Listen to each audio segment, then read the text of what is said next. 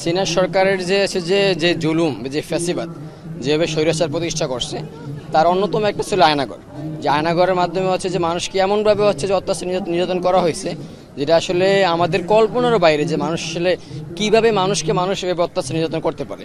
তাই সাইমুম শিল্পগোষ্ঠীর আয়োজনে আজকে সরারদি উদ্যানে যে একটি প্রকৃতি আয়নাঘর তৈরি করা হয়েছে, এটা খুবই প্রশংসনীয়। যে আছে আমরা আসলে বাস্তব এই সময় হচ্ছে যে হাসিনা সরকারের যে আয়নাঘরের যে অত্যাচার নির্যাতন, সেটা হচ্ছে আমরা এখন বাস্তব চোখে দেখতে পারবো যে কীভাবে হচ্ছে তাদের অত্যাচারের ধরনটা কেমন ছিল আর কি। এই জন্য সাইমুমকে ধন্যবাদ জানাই। আর সাইমুমের যে আজকের আয়োজন খুবই মনোমুগ্ধকর, জুলাইকে তারা আসলে সত্যি করে ধারণ করে, এইটা তাদের আজকের আয়োজনের মাধ্যমে আমাদের মাঝে খুবই সুন্দরভাবে পরিস্ফুটিত হয় আর কি। বাংলাদেশি হিসেবে, বাঙালি মানুষ হিসেবে আমরা সাধারণত যেটা হয়, আমরা আমাদের অতীতের ইতিহাস ভুলে যাই। একটু সময়ের ব্যবধান হলেই আমরা পিছনের ঘটনা ভুলে যাই। সাইমুম শিল্পগোষ্ঠী এইটি আয়োজন করেছে। সাইমুমকে হৃদয়ের অন্তঃস্থল থেকে ধন্যবাদ জানাচ্ছি যে আমাদের ইতিহাস সচেতন করার জন্য।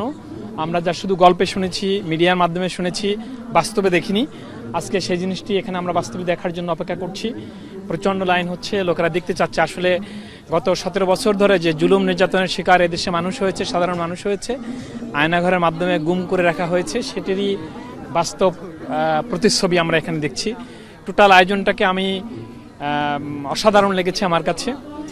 আসলে আমাদের এই ইতিহাস সচেতনতা, আমাদের অতীতের ঐতিহ্যকে আবার আমার মনের মধ্যে জাগরুক রাখার জন্য, যাতে করে আমরা এটা সারা জীবন মনে রাখতে পারি এবং এই অনুযায়ী আমাদের কর্মপন্থা ঠিক করতে পারি, সেই জন্য এই উদ্যোগকে আমি স্বাগত জানাই। Thank you. গল্পটা আমরা শুনছি, বাট মিডিয়া তো দেখছি, কিন্তু সরাসরিভাবে ফেস টু ফেস এখনো পর্যন্ত দেখা হয় না। বাট এখানে দেখছি আপনার ভিতরে ওই যে কারেন্টের চেয়ার আছে, জেলখানার মতো আছে, বিভিন্ন ধরনের লাইট টাইট আছে, ভয়ঙ্কর অনেক জিনিসগুলো আছে। যেভাবে মানুষের মনে করেন যে আপনার চেয়ারে বসায়, অনেক কিছুই দেখলাম, মোটামুটি ভালোই লাগছে। এখন মনে করেন যে নিজের বিশ্বাস করতে হয় যে আয়নাঘর বলতে একটা ছিল।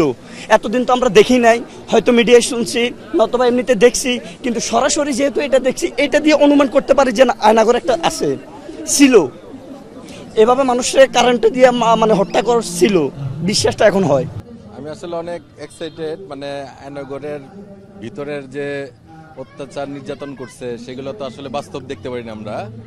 তো এটা একটা অবয়ব তৈরি করছে আর কি, সেটা আর কি দেখতে দেবো। আমার ছেলেকে নিয়ে আসছি, তো খুবই ভালো লাগছে আর কি। আর এখানে সাইমুম শিল্পগোষ্ঠী যেটা আয়োজন করছে, আমি ঘুরে ঘুরে অনেক কিছু দেখতে পারছি।